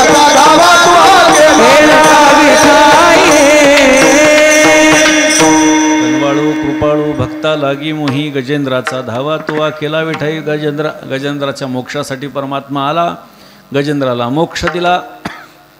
भागवतामध्ये इथपर्यंत ही कथा आलेली आहे. आता माझा मुद्दा पुढे आहे, जो नामदेवरायांनी वर्णन केलेला आहे. नामदेवरायांनी सांगितलं गजेंद्राचा उद्धार झाला आणि नक्र देवाला बोलू लागला. म्हणले, देवा गजेंद्राचा उद्धार करण्यासाठी कुठून आलास? वैकुंठातून आला. एवढ्या लांबून? हो. या हत्ती करता? हो. का? भक्त आहे माझा. हत्ती तुझा भक्त आहे? हो. बर, एक काम कर, एवढ्या लांबून जा आला आहे ना म्हणले, तर जाता जाता माझाही उद्धार करून टाक ना. आलाच आहे आता इतक्या लांब हत्तीच्या उद्धाराचा, माझाही उद्धार करून टाक. देव हसले. म्हणजे बाबा उद्धार होणं, वैकुंठ प्राप्त होणं, मोक्ष प्राप्त होणं म्हणजे काय मंदिरातला प्रसाद वाटला का? कोणी हात पुढे करायचा आणि प्राप्त करायचं? मग काय करावं लागतं देवा त्यासाठी? देवांनी सांगितलं माझं भक्त व्हावं लागतं, नाहीतर माझ्या भक्ताचं भक्त व्हावं लागतं. माझी भक्ती करावी लागती, नाहीतर माझ्या भक्ताची भक्ती करावी लागती. तर मोक्ष प्राप्त होतो. नक्र म्हणला, बर गजेंद्र तुझा भक्त आहे ना? हो. मग तुझ्या भक्ताचे पाय 1000 वर्ष पकडलेत मी. भक्ताचे पाय धरणाऱ्याला नरकामध्ये टाकत असतील तर जगभर दिंडोरा पेटवून सांगेल की भक्ताचे पाय कोणी धरू नका, नाही तर देव नरकात टाकतो. परमात्म्यानं नक्राचाही उद्धार केला. माझा मुद्दा इथे आहे की नक्रानं जे गजेंद्राचे पाय धरले होते ते श्रद्धेपोटी धरले होते का, भक्तीपोटी धरले होते का, प्रेमापोटी धरले होते का, द्वेषापोटी घडलेला समागम हा माझ्या सरोवरात येतो, मला न विचारता येतो, पाणी गढूळ करतो, माझ्या अंगावर पाय देतो. अद्दल घडवली पाहिजे म्हणून केलेली ही कृती त्याला एवढा फलप्रदायी ठरेल असं कोणालाच वाटलं नसेल. सहज गजेंद्राला चावा घेतला, पाय पकडले ना. चावा घेतला आपण म्हणतो, पण पाय पकडले. आता मुद्दा असा आहे की गजेंद्र देवाचा भक्त होता का? तो तर जलक्रीडा करण्याकरता आला होता, मग तो संत कसा झाला? हा मुद्दा आहे ना. काही लोकांना मनामध्ये विचार येईल की गजेंद्र तर सरोवरामध्ये जलक्रीडा करण्याकरता आला होता आणि तो संत कधी झाला? ज्या क्षणाला त्याच्या अंतःकरणात ही भावना प्रकट झाली की या संकटातून मला भगवंताच्या शिवाय कोणीही सोडवू शकत नाही, त्या क्षणापुरतं संतत्व त्या गजेंद्राच्याकडे होतं आणि त्या क्षणापुरतं नक्राच्या जबड्यामध्ये गजेंद्राचे पाय होते. एवढासा घडलेला समागम त्या नक्राच्या कामी आला. संत समागम एखादी ये परी. कुठल्याही प्रकारे आपल्याला जर का संतांचा सहवास प्राप्त झाला तरी तो आपण प्राप्त करून घ्यावा. कितीही वेळ जरी संतांचा सहवास आपल्याला प्राप्त होत असेल तर तो प्राप्त करून घ्यावा. अर्धक्षण घडता संतांचे संगती, घडता संतांचे, अर्धक्षण घडता संतांचे संगती, घडता संतांचे संगती. होय शांती महत्पापा, होय शांती महत्पापा, होय शांती महत्पापा. अर्धक्षण घडता संतांचे संगती, तेने होय शांती महत्पापा, तेने होय शांती महत्पापा, होय शांती महत्पापा. अर्धक्षण घडता संतांचे संगती, होय शांती महत्पापा, होय शांती महत्पापा, होय शांती महत्पापा. अर्धक्षण घडता संतांची संगती, तेणे होय शांती महत्पापा. अर्धक्षण त्या नकराला, त्या गजेंद्राची प्राप्ती झाली, संगती घडली आणि मोक्ष प्राप्त झाला. म्हणजे संत संगती कशाही पद्धतीनं आपल्याला घडली तरी ती आपल्याला फलप्रदायी असते. आणि त्यामुळे नाथ महाराजांनी सांगितलं, हरी प्राप्तीसी उपाय, धरावे संतांचे ते पाय. आता संतांचे पाय धरायचे म्हणजे कोणाचे पाय धरायचे? कारण आमच्याकडे संत आम्ही कोणाला म्हणतो ज्याचा वेगळा वेश आहे. आता काही संघटना आहेत त्या आपल्या वारकऱ्यांना म्हणतात की संतांचा आम्हाला संतांचं सहकार्य घडलं वगैरे वगैरे. कधीतरी जर का आत्मचिंतन केलं तर आपलं मन आपल्याला सांगेल की हे आपल्याला संत म्हणत असतील तरी आपण काही संत नाही आहेत. आम्ही निळोबारायणपर्यंतच संत परंपरा मानतो हे वारकरी म्हणू शकतात. त्याच्यानंतरचे महात्मे असतील, महापुरुष असतील, सत्पुरुष असतील, सद्गुरू असतील, गुरु असतील, आणखी काही उपाध्या द्या, पण संत निळोबारायणच्या नंतर नाही आहेत.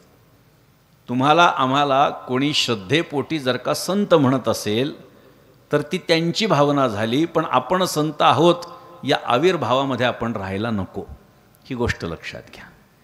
तो त्यांच्या मनाचा मोठेपणा आहे की त्यांनी आम्हाला संत म्हणावं, पण आपण स्वतःला संत म्हणून घेऊ नये. मोठेपणा न घेण्याची परंपरा ही वारकरी संप्रदायात आहे. नाथ महाराजांच्या भागवताचं मोठं कौतुक काशीमध्ये झालं.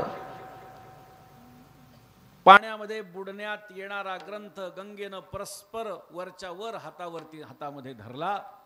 काशी नरेशापर्यंत बातमी गेली आणि काशी नरेशांनी सांगितलं, अशा पद्धतीचा चमत्कार करणाऱ्या त्या महापुरुषाची हत्तीवरून मिरवणूक काढा. ग्रंथ तर तो स्वतः गंगावर येते, हत्तीवरून मिरवणूक काढा. नाथ महाराज नम्रपणे त्याला विरोध करते झाले आणि त्यांनी सांगितलं, माझी मिरवणूक हत्तीवरून काढण्याचं काही कारण नाही. हा ग्रंथ तरला तो मी लिहिला म्हणून नाही, तर त्याच्यामध्ये असणाऱ्या तत्वज्ञानामुळे तो तरलेला आहे. त्यामुळे माझी नाही तर या ग्रंथाची मिरवणूक काढा. 7 दिवस 7 रात्र काशी सारख्या संस्कृत प्रधान क्षेत्रामध्ये आपल्या मराठी भाषेचा गौरव शांतीब्रह्म एकनाथ महाराजांनी केला. याला 450 वर्ष मागच्या वर्षी पूर्ण झाले. ही परंपरा आमच्याकडे चालत आलेली आहे. लोक मोठेपणा देणार आहेत, पण मोठेपणा सुद्धा किती घ्यायचा हे आपल्याला कळालं पाहिजे. चिरंजीव पदवाचा नाथ महाराजांचं म्हणजे कळेल. साधकाचं वर्णन केलंय का? त्या साधकाचं वर्णन करत असताना त्याच्या पुढे पुढे माणसं कशी करतात, त्याला कसा अहंकार निर्माण होतो याचं वर्णन केलंय. नाना मृदुवासने घाली ती विचित्र पर्यंक निद्रे प्रती, नरनारी शुश्रूषा करीती तेणे तो धरी प्रीती स्पर्श गोडी. रूपविषय कैसा गोवी वस्त्रे भूषणे देती बरवी, तेणे सौंदर्य करी जीवी देहभावी श्लाघ्यता. रूपविषय कैसा जडला रसविषय कैसा झोंबला, जे जे आवडे तयाला त्या त्या पदार्थाला अर्पिती. वा महाराज, काय तुमचं बोलणं, काय तुमचं दिसणं, काय तुमचे कपडे, काय तुमचं चालणं, काय वा वा वा. बरं, काय जेवायला तुम्ही म्हणाल ते, बरं हे वस्त्र तुम्हाला चालतील का, घ्या. हे मी बोलत नाही, नाथ महाराज चिरंजीव पदात लिहित आहेत हे. मग स्त्री पुरुष त्याची सेवा करतात, मोठी मोठी माणसं त्याच्या पायापाशी बसतात आणि कीर्तन प्रवचन करून ज्ञानदान करणारा आता तो विचार करू लागतो, काय घेणं याच्यासाठी, कशाला हे करत बसायचं, नुसती पूजा घ्यायची, काय कशाला प्रवचन करत बसायचं, जायचं शांतपणे पाद्यपूजा करून घ्यायची, सत्कार घ्यायचा, दक्षिणा घ्यायची, कपडे घ्यायचे, खाणं पिणं चांगलं चुंगलं करायचं, आराम करायला चांगल्या गोष्टी, जाणं येणं चांगलं सगळं फुकट, हे त्याला आवडायला लागतं. आणि मग तो सत्संगती सोडून देतो आणि शिष्य ममता धरुनी राहणे, शिष्यांची ममता धरून राहतो. मग तो स्वतःलाच देव समजायला लागतो. मग आता जी जी माणसं त्याला वा महाराज तुमचं असं तुमचं तसं म्हणत मोठं करणारी होती, आता तीच त्याची निंदा करू लागतात. मग जे जे जनवंदिती तेची त्याची निंदा करीती, परी अनुतापनुपजे चित्ती ममता निश्चिती पूजकांची. पण त्याच्या मनात त्याला काही फरक पडत नाही. तो विचार करतो, ही माणसं आता विरोधात आहेत ना, चला आता इथून बसताना उचलान दुसरीकडे मांडा, चला तिथं आपण आपला भक्त परिवार तयार करू. पण असा विचार करत नाही की नको नको, जर लोक नाव ठेवू लागलेत तर हे सोडावं आणि पुन्हा आपण ज्ञानदानामध्ये प्रवृत्त व्हावं, ही वृत्ती शिल्लक राहिलेली नाहीये. म्हणून लोक आपल्याला मोठं म्हणत असतील, लोक आपल्याला संत म्हणत असतील, पण आपण काही संत नाहीत. आपण स्वतःच्या मनाला विचारा, आपलं मन आपल्याला सांगेल की तू तुझ्या मनाशी खोटं बोलतोय. आपण संत नाही आहेत, संत म्हणतात तो त्यांचा मोठेपणा आहे, पण आपणही स्वतःला संत समजण्याचं कारण नाहीये. कारण समाजामध्ये संत म्हणून फिरणारी जी मंडळी आहेत त्यांच्या अंतःकरणामध्ये वासना बुजबुजलेली आहे, आळ्यांप्रमाणे भरलेली आहे, विकार भरलेले आहेत. त्या सगळ्यांना आम्ही संत म्हणू शकत नाही. संतांचा काही वेश नाही आहे की अमुक वेश असला म्हणजे ते संत आहेत. पांढरे कपडे, पांढरा केशरी फेटा, अमुक नाही, हे संतांचं लक्षण नाही सांगितलेलं. बाह्य वेश हा संप्रदायापुरता मर्यादित आहे, पण अमुक एका वेशाचा संत असतो असं कदापि नाहीये. नाहीतर आपण आता कुंभमेळा चालू आहे, तिथे तुम्ही बघा प्रत्येक जण स्वतंत्रतेनं काही करतोय. तिथले सगळेच साधू आहेत का मला सांगा? नाही. पण याचा अर्थ सगळेच असाधू आहेत असं पण नाहीये. कारण आपल्या हिंदू धर्मावरती टिंगल टवाळी करणारी मंडळी ही फार पुढे आलेली आहेत. सध्याचा काळ असा आहे की आपण जर का आपल्या धर्माचं रक्षण केलं नाही, आपणच जर आपल्या साधू संतांवरती निंदा किंवा त्यांची टिंगल टवाळी करू लागलो तर त्या लोकांना हेच पाहिजे. आम्हाला मान्य आहे की कुंभमेळ्यातला साधू म्हणून आलेला केशरी वस्त्रातला नग्न एकते फळाहारी निराहारी एकते नग्न ब्रह्मचारी एक कडे कपाटी शिखरी गिरिकंदरी रे घाले एक ते जटाळ गांठाळ, एक नखधारी ढिसाळ, एक महाहटी विशाळ, एक ते पिसाळ मत्त मुद्रा, एक ते तांबडे बोडके, एक ते केवळ सुडके, एक तीर्थाटणे रोडके, एक ते मुके मौन निष्ठ. एवढी मोठी यादी आहे. अजून मोठी यादी नाथ महाराजांनी भागवतामध्ये दिलेली आहे. मग या सगळ्यांना साधू मानायचंच असं नाही, कारण ते साधू असतातच असं नाही, पण नसतात असंही नाही. मग जर सगळेच असाधू नसतील तर सगळे साधू आहे असं मानायला काय हरकत आहे? जर त्यांच्याकडून एखादी चुकीची गोष्ट घडत नसेल तर तेवढ्यापुरतं तरी त्यांना साधू माना, संत माना. आपणच आपल्या साधू सज्जनांवरती टिंगलटवाळी करायची, त्यांच्यावरती तोंड सुख घ्यायचं, हे असे असतात तसे असतात. सोशल मीडियामध्ये आपण पाहतो काही मंडळी केशरी वस्त्र धारण केलेल्या लोकांना म्हणायला सांगतात, म्हणून दाखवा, हनुमान चालिसा म्हणा. हनुमान चालिसा आली नाही की तोंडात मारतात, गालफडात वाजवतात आणि म्हणतात तुला हनुमान चालिसा येत नाही? मला सांगा कोणत्या धर्मशास्त्रामध्ये लिहिलं आहे की प्रत्येक हिंदूंना हनुमान चालिसा आली पाहिजे? कोणत्या धर्मग्रंथात लिहिलं आहे? हनुमान चालिसेचा जन्म कधी झालेला आहे? अवघ्या 400-450 वर्षांपूर्वीचा जन्म आहे त्या हनुमान चालिसाचा. हनुमान चालिसा प्रत्येकाला आली पाहिजे. मग तसं बघितलं तर आपण मग असं विचारलं पाहिजे, चल हरिपाठ म्हणून दाखव ना ज्ञानोबा नाथ महाराजांचा, नाही तर मग तुला मारतो. नाही जमणार, असं नाही आहे. आपण काय करतो त्याच्या पाठीमागची भूमिका, त्याची पार्श्वभूमी लक्षात घेतली पाहिजे. कोण असं सांगतं की हनुमान चालिसा ज्याला येते तो साधू असतो? कोण सांगतं? त्याची तपश्चर्या बघा. प्रत्येक जण काही पाठांतर करत असतं असं नाही. प्रत्येकाचं एक स्वतंत्र प्रत्येक हे बघा, ज्याला ज्ञानदान करता येतं तो प्रत्येक जण कीर्तनकार नसतो. एखाद्याला गायनाचं अंग नसेल तर तो प्रवचनकार ठरतो. एखाद्याला दोन्हीही असेल, रंगवण्याची कला असेल, तो कथावाचक ठरतो, कथाकार ठरतो. याचा अर्थ सगळ्यालाच सगळं आलं पाहिजे असं नाही आहे. कोणाला काही कोणाला काही. याचा अर्थ त्यांनी केशरी वस्त्र धारण केलेली आहेत, तो साधू म्हणून जर मिरवतोय तर आपण त्यांना सन्मानच दिला पाहिजे. ही गोष्ट आपण लक्षात घ्या. आपण आपल्या माणसांची जर का वाभाडी काढत बसलो तर परधर्मियांना तेच हवं आहे. परधर्मियांचं जर का आपल्याला चालू द्यायचं नसेल तर आपण आपल्या धर्मातल्या धर्माचार्यांच्या विषयी श्रद्धा व्यक्त केली पाहिजे. मग ती कार्यातून असेल, कर्मातून असेल किंवा वाणीतून असेल, त्यांच्याविषयी आदरभाव व्यक्त केला पाहिजे. परधर्मीय लोक पहा, त्यांचे जे धर्मगुरू म्हणून असतात त्यांचं वाक्य अंतिम असतं यांच्यासाठी. त्यांनी सांगितलं म्हणजे तेच करायचं.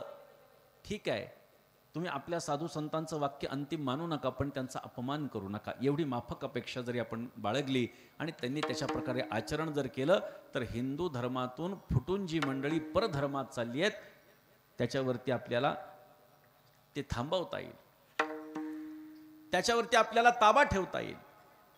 म्हणून साधू कोण आहेत, संत कोण आहेत हे वेशावरती कधीच अवलंबून नाही आहे, ते कृतीवरती अवलंबून आहे. ज्याचे गेले काम क्रोध तोची साधू जगी सिद्ध. काम आणि क्रोध ज्याच्या अंतःकरणातून निघून गेलेले आहेत, एकनाथ महाराज सांगतात तोच साधू आहे. अनेक प्रमाण आहेत. जे का रंजले गांजले त्यासी म्हणे जो आपुली, तोची साधू ओळखावा देव तेथेची जाणावा. तेची संत ज्यांचा हेत विठ्ठली, नेणती काही टाणा टोणा नामस्मरणा वाचुनी. हे संत तोची जाणा जगी, दया क्षमा ज्याचे अंगी, लोभ अहंता नये मना. जगी विरक्त तोची जाणा, इह परलोकी सुखी. शुद्ध ज्ञान ज्याचे मुखी. कोणाला म्हणायचं नाही वरीत भगवा झाला नामे, अंतरी वश केला कामे, त्याला म्हणू नये साधू जगी विटंबना बाधू. संत कोणाला म्हणावं याचंही चिंतन संत वाङ्मयात आहे आणि कोणाला म्हणू नये याचंही चिंतन हे संत वाङ्मयामध्ये आहे. म्हणून जे संत आहेत, जे सत्प्रवृत्तीचे आहेत, म्हणून लक्षात घ्या, संत हे तत्व आहे, गुरु हे तत्व आहे, त्याच्याकडे माणूस म्हणून कधी पाहायचं नसतं. म्हणून अशा पद्धतीनं जे विकार रहित आहेत. साधू कोण आहे? ज्यांनी 6 धुतलेत तो साधू आहे. षड्विकार ज्यांनी धुवून काढलेले आहेत तो खरा साधू आहे. आणि असा साधू, असे संत यांच्या शरणागतीमध्ये गेल्याच्या नंतर आपल्याला ते ब्रह्मप्राप्ती करून देतात, हरिप्राप्ती करून घेतात. तेणे साधती साधने तुटती भवाची बंधने. त्यांच्या शरणागतीमध्ये गेल्यानंतरच आपल्याला जे आपलं इप्सित आहे, आपलं साध्य आहे ते प्राप्त होणार आहे त्यांनी सांगितलेल्या साधनाद्वारे. भवाची बंधनं तुटणार आहेत. भव म्हणजे संसार. भगवंताची प्राप्ती झाली म्हणजे संसार तुटतो असं नाहीये, तर संसाराची बंधनं तुटतात. संत महात्मे जे बोलतात त्यांचा एक एक शब्द, काना, मात्रा, उकार, वेलांटी, अनुस्वार हा जसच्या तसा असला पाहिजे. प्रयत्न करावा. आपल्याकडून चूक होत असेल तर एखाद्यानं जर का आपल्याला निर्देश करून सांगितलं की इथे तुमचं चुकतंय, मान्य केलं पाहिजे. गाथेमध्ये जे ते आपल्याकडून आलं पाहिजे. कारण कधीकधी बोलण्याच्या ओघामध्ये, कधीकधी चुकीच्या पाठांतरामुळे आपल्या तोंडून काही गोष्टी निघून जातात. परंतु याचा अर्थ आपण जे म्हणालो ते कायम असलं पाहिजे असं नाही आहे. जर योग्य बदल कोणी सुचवत असेल तर ते आपण मान्य केलं पाहिजे, ऐकलं पाहिजे आणि तदनुसार आपण आपल्यामध्ये बदल करून घेतला पाहिजे. आम्हाला संत महात्म्यांच्या शरणागतीमध्ये जायला नाथ महाराज सांगतात.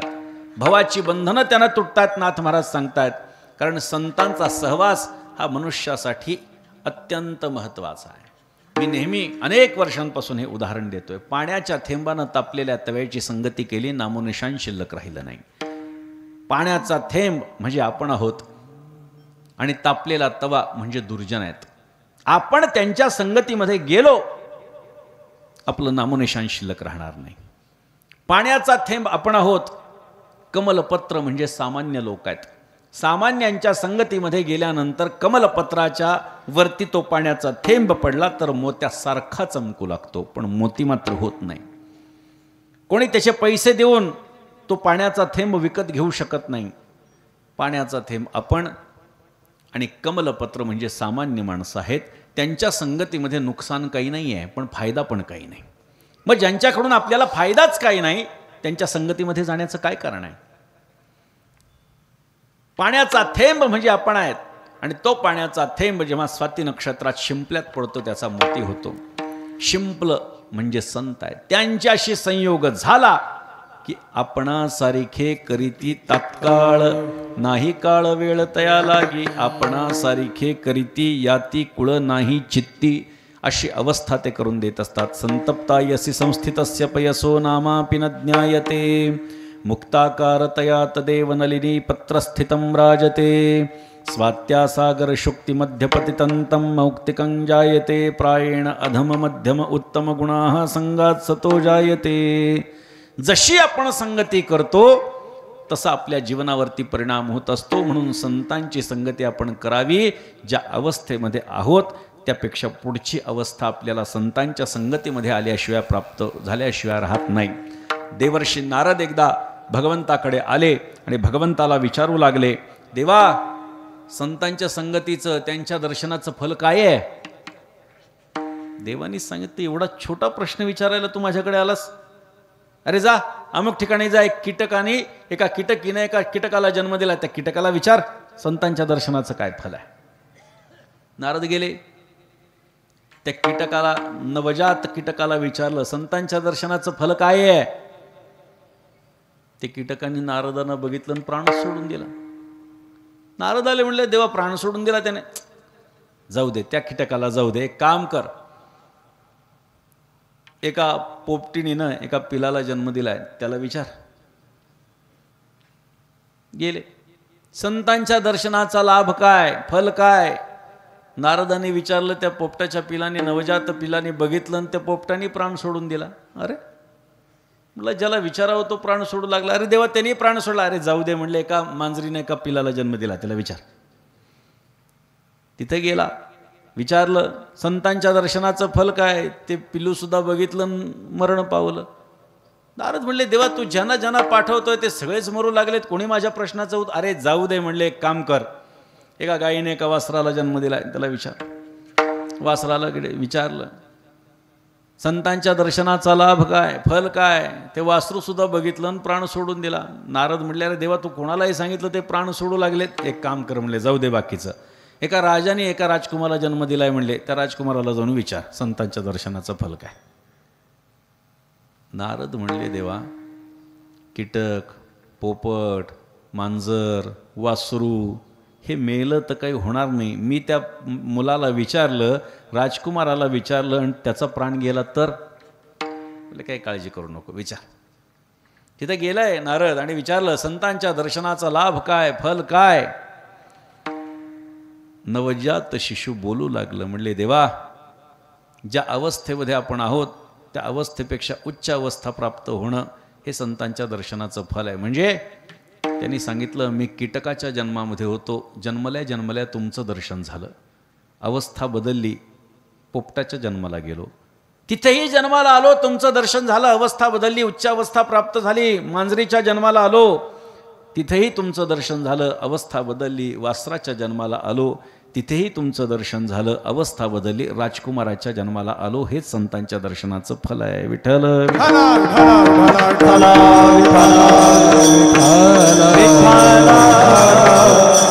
तेणे साधती साधने तुटती भवाची बंधने. भव म्हणजे संसार. देवाच्या प्राप्तीमध्ये संसार तुटत नसतो, तर संसाराची बंधनं तुटत असतात. तेणे साधती साधने तुटती भवाची बंधने. महाराज, हे संतांचं महत्त्व तुमच्या मनाने तुम्ही सांगताय का काही त्याला आधार आहे? नाथ महाराजांनी सांगितलं, संताविण प्राप्ती नाही, ऐशी वेद देत ग्वाही. संतांच्या शिवाय माझी प्राप्ती होत नाही असं मीच बोलतो किंवा कोणी इतर बोलतं असं नाही. अख्ख्या विश्वाचं ज्ञान ज्या वेदाला आहे तो वेदच हे सांगतोय. आता कुठे सांगतोय? ठीक आहे, आम्हाला वेद माहिती नाही, पण तो परमात्मा, ज्या परमात्म्याच्या उच्छ्वासापासून वेदांची निर्मिती झाली, तो परमात्मा भागवतातही बोलतोय.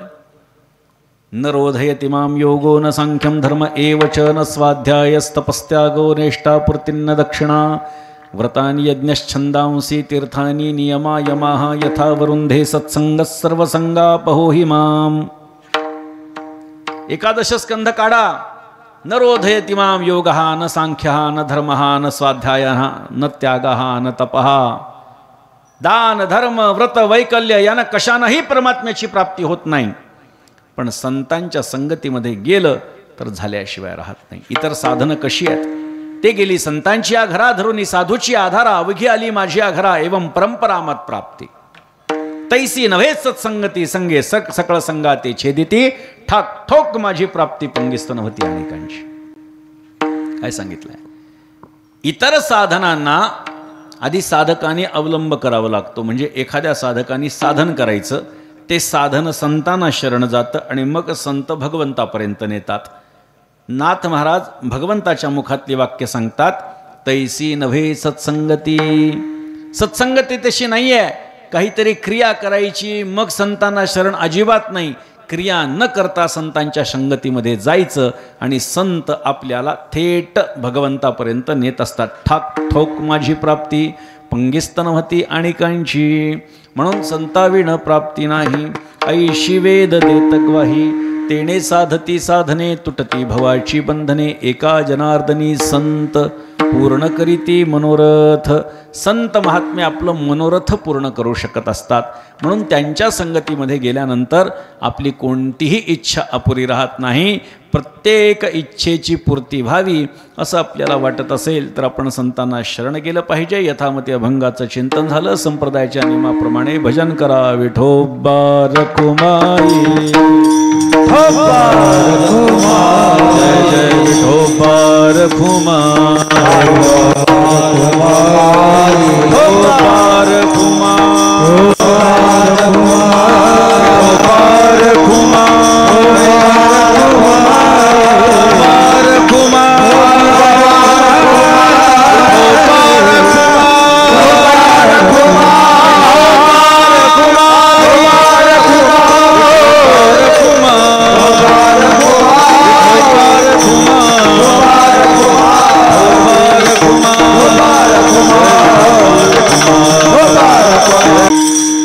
प्राप्तीसी उपाय धरावे संतांचे ते पाय. तेणे साधती साधने तुटती भवाची बंधने. शांतीब्रह्म एकनाथ महाराजांचा अभंग सेवेकरता निवडलेला होता. आपण यथामती अभंगाचं चिंतन केलंय. संतांची संगती म्हणजे कोणाची संगती? ज्यांच्या पुण्यस्मरणाच्या निमित्तानं आपण उपस्थित आहोत त्या आनंद भारती महाराजांच्या संगतीचा हा विचार आहे असं आपण समजायला हरकत नाही. संतांची संगती आपल्याला संत भेटणं अवघड आहे, बहु अवघड आहे संत भेटी, संतांची भेट अवघड आहे. चंद्रामृत सुखे सेववेल, रवी असता जाता धरवेल, बाह्या हेळा सागर तरवेल, परित्या साधूची भेटी न होईल.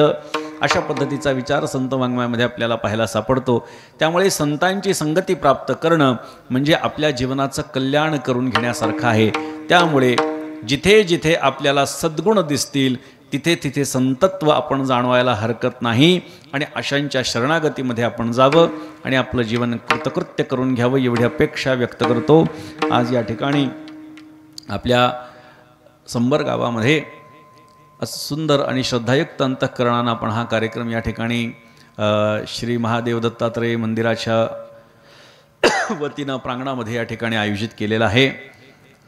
मला या ठिकाणी बोलवलं त्याबद्दल मी आयोजकांचे महाराजांचे ऋण व्यक्त करतो. झालेली सेवा शांतीब्रह्म श्रीमंत शेखनाथ महाराजांच्या चरणी आणि तुम्हा सर्व सज्जनवृंदांच्या चरणी समर्पित करतो आणि माझ्या वाणीला पूर्णविराम देतो. एकवार संतांचं सर्वांनी भजन करा. भानुदास एकनाथ, भानुदास एकनाथ, भानुदास एकनाथ, सर्वांनी भजन करा. भानुदास एकनाथ, भानुदास एकनाथ, भानुदास एकनाथ, भानुदास एकनाथ, भानुदास एकनाथ, भानुदास एकनाथ, भानुदास एकनाथ, भानुदास एकनाथ, भानुदास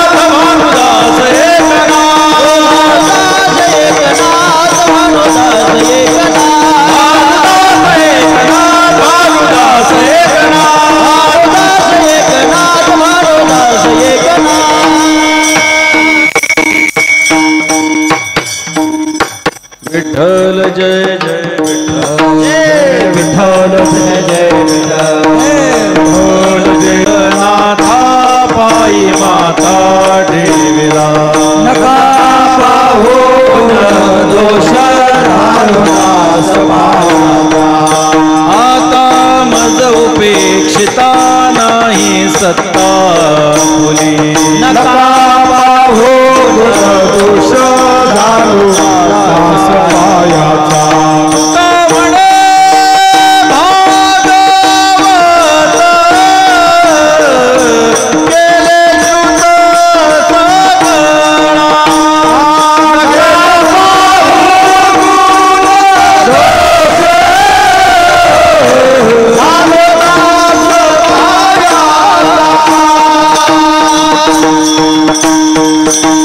भानुदास एकनाथ, भानुदास एकनाथ, भानुदास एकनाथ, भानुदास एकनाथ, एकनाथ एकनाथ एकनाथ, पुंडलिक वरदा हरि विठ्ठल श्री ज्ञानदेव तुकाराम शांती ब्रह्म एकनाथ महाराज समाधान तुम